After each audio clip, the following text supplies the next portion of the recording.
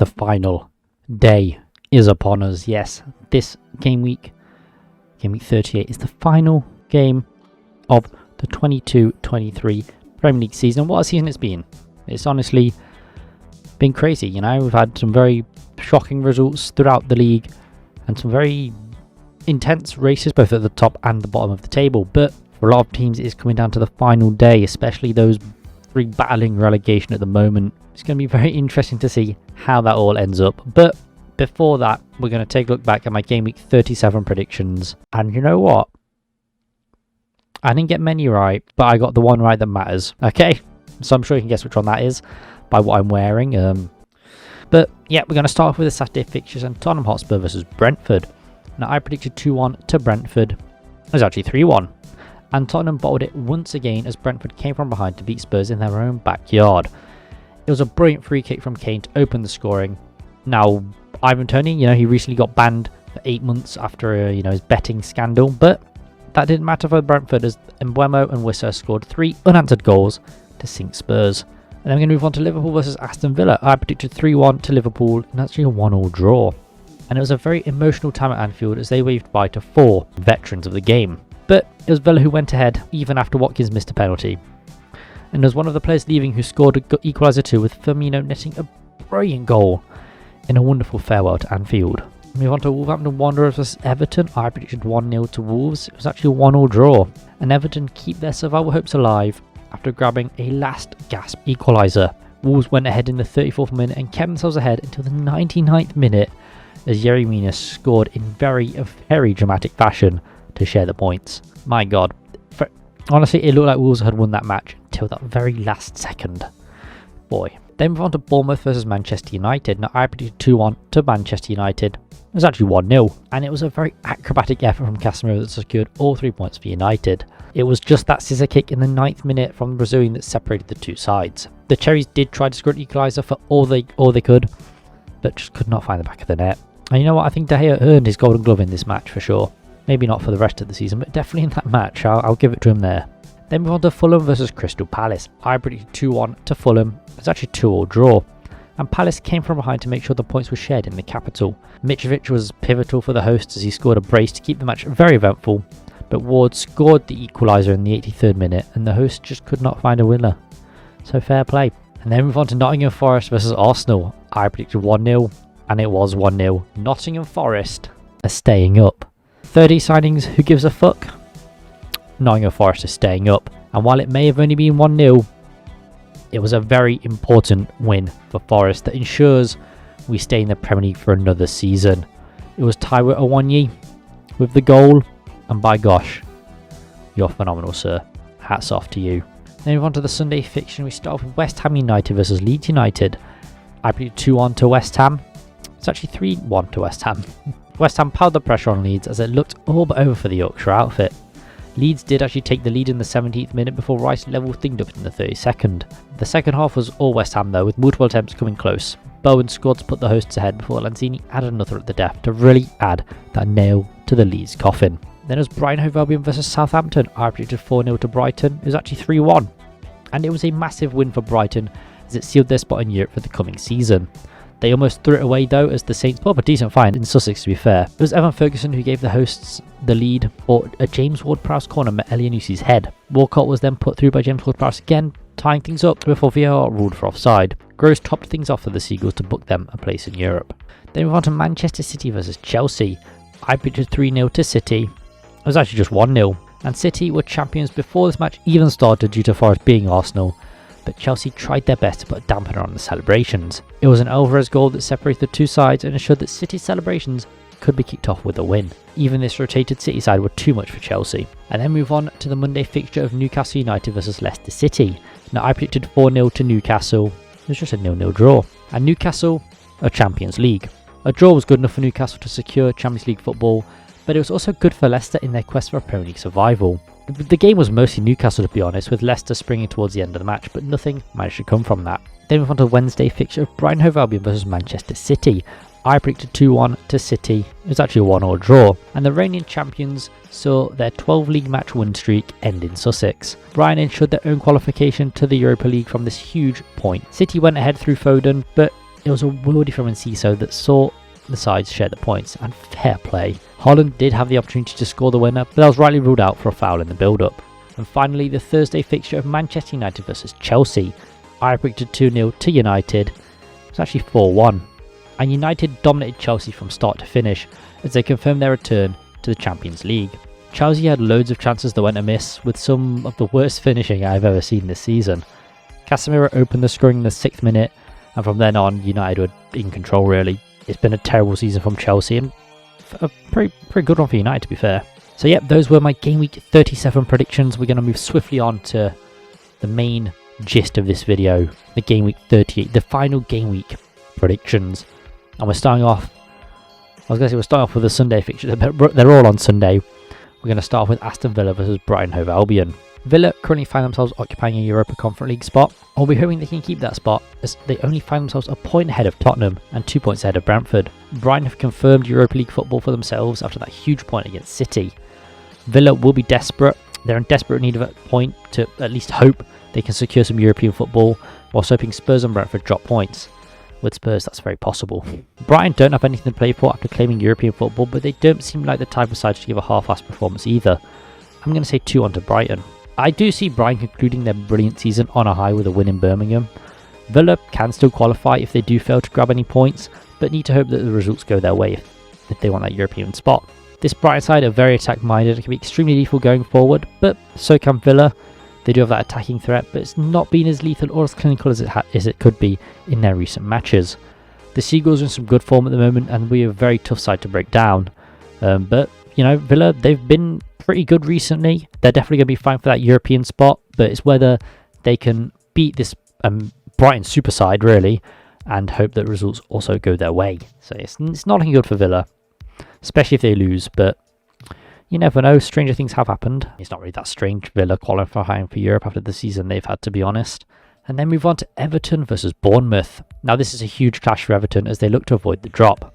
They do currently find themselves 2 points above the drop zone, but will be looking for a win to end the season on a high and stave off relegation for another season. Bournemouth secured Premier League survival a couple of weeks back and don't really have anything to play for. However, they could climb up the table if they win, which is worth a bit of money.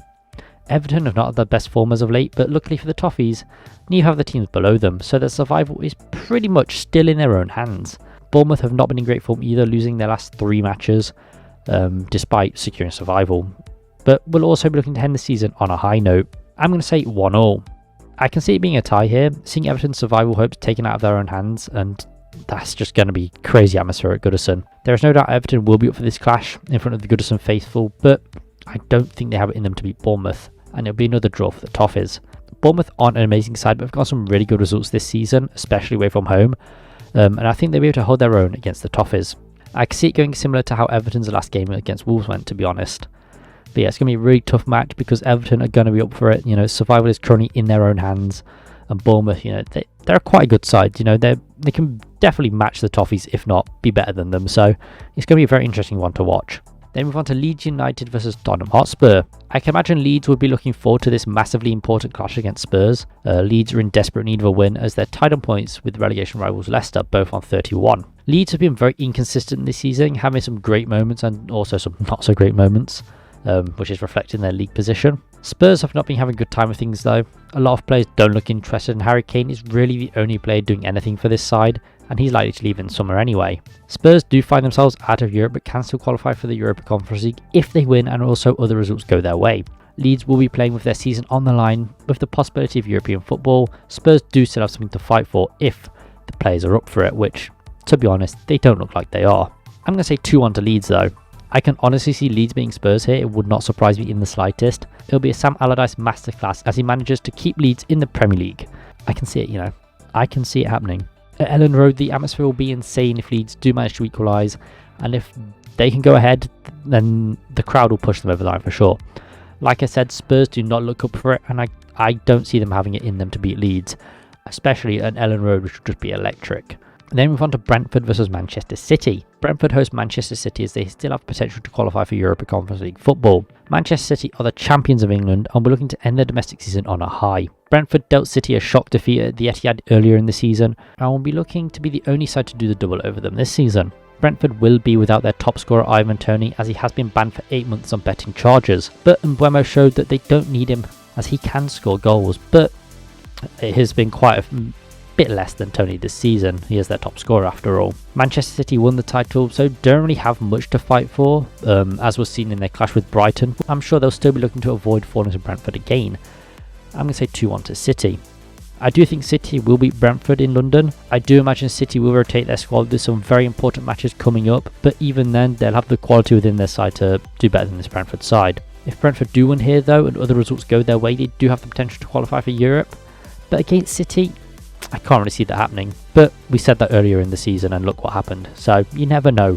You never know. But they are going to be without Toney, so that's not looking great. What are the odds? Then we move on to Manchester United versus Fulham. United host Fulham in a match which really doesn't mean anything for either side. Manchester United confirmed their Champions League status with a dominant win over Chelsea, whereas Fulham can't qualify for Europe. Simple as that. Fulham have had a good season, to be fair, and have secured a mid-table finish under Silva. Both teams have had very similar form in recent times. Both teams losing 2 of their last 5, with United winning 3 and Fulham only winning 2. Neither United or Fulham can climb up the table regardless of results, but a win would seal either side's season nicely. I'm saying 3-1 to United. I do see United beating Fulham quite soundly once again at Old Trafford. These two sides did meet in that infamous FA Cup quarter-finals, which saw Mitrovic get banned for 8 matches, and the Serbian will be looking to avoid that happening here again. If he can just stay away from referees, I'm sure he'll be fine.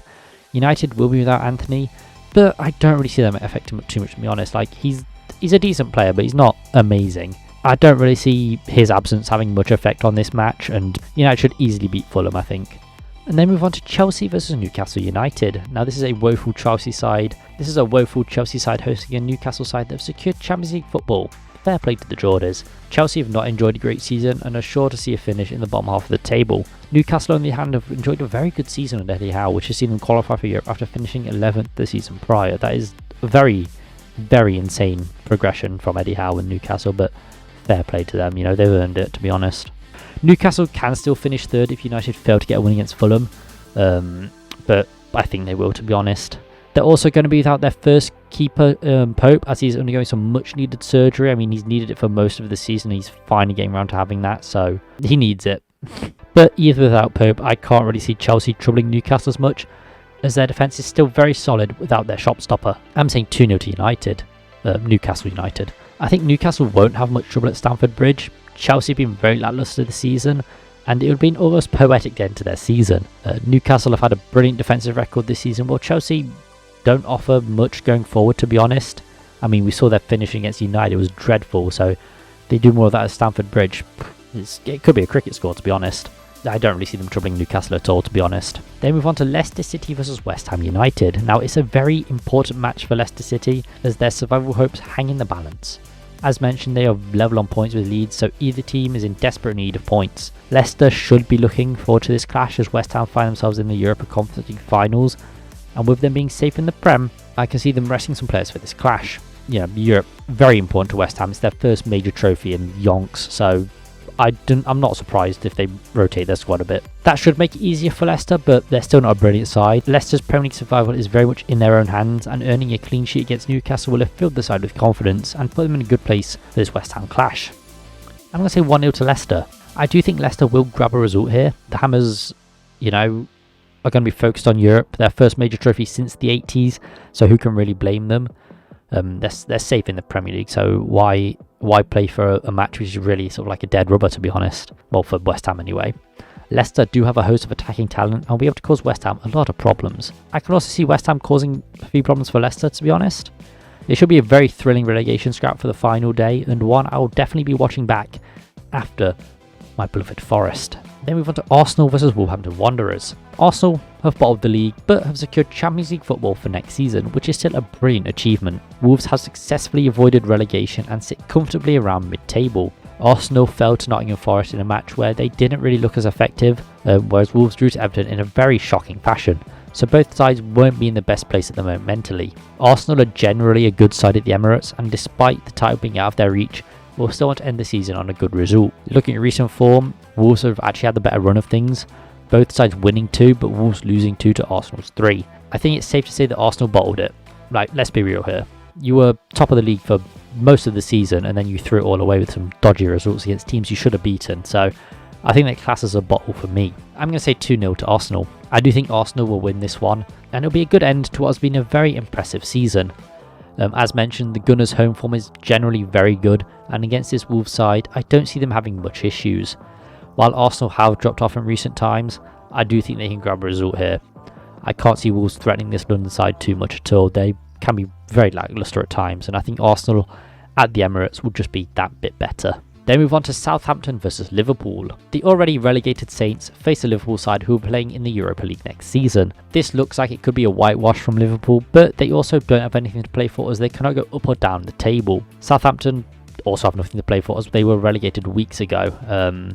Southampton had a shocking season. This could possibly be the full strength of the Liverpool side, which is something we've not really seen this season as they've been swamped by injuries. I'm sure you don't need me to tell you, but Southampton's form has been dreadful, going winless in 12 matches, which has played a very massive part as to why the Saints have been relegated. Liverpool are a very lethal side, both home and away, and I can see it being a goal fest. I'm saying 5-0 to Liverpool. Liverpool do have the potential to completely bury Southampton, despite nothing riding on this match. This match will end in a whimper as the Saints' 10-year run in the Premier League comes to an end. I cannot see Liverpool having any issues in Southampton. Southampton could shock Liverpool.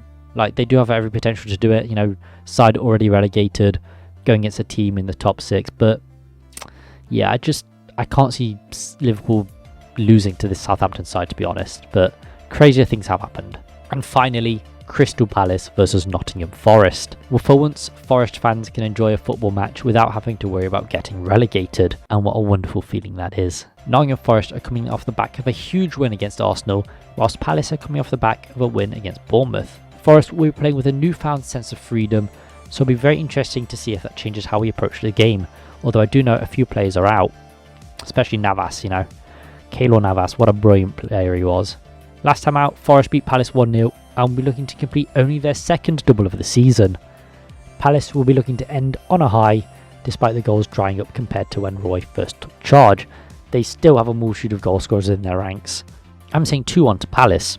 I've always thought Palace would beat us since Roy's very impressive time in charge, and despite our recent results, I can still see that happening. We're still not very good away from home, but we have started scoring, which is brilliant. Palace are a very attacking side and will cause Forest a lot of problems.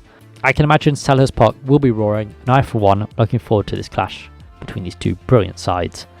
Like, honestly, we can go to Palace, nothing riding on this match. What we could go up a position, that would be great, but we should just play with freedom, you know. We should go for it 100%, but I just think Palace, I think they'll beat us, to be honest. I mean, might without Felipe, who has been brilliant for us this season. So yeah, it's unfortunate for us, but hey, let's go to London, let's have a party.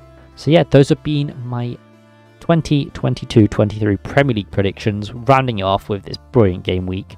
And yeah, it's been a very, very eventful season, a very great season as well. I think it's been very enjoyable, and I've enjoyed doing these Premier League predictions. It's my first season doing them, so I've enjoyed it, and I'm gonna hopefully kick on, and when the next season comes around, make some brilliant videos for you all to enjoy. But hope you guys have enjoyed. Please do leave a like, subscribe down below. If you have any predictions of your own, leave them down below. And who do you think is going down? I think it's Leicester, Leeds, and Southampton. Well, Southampton already confirmed, but I think it's going to be Leicester and Leeds, to be honest. But who knows? Could very much go a different way. So yeah, I'll see you guys in the next video. Peace.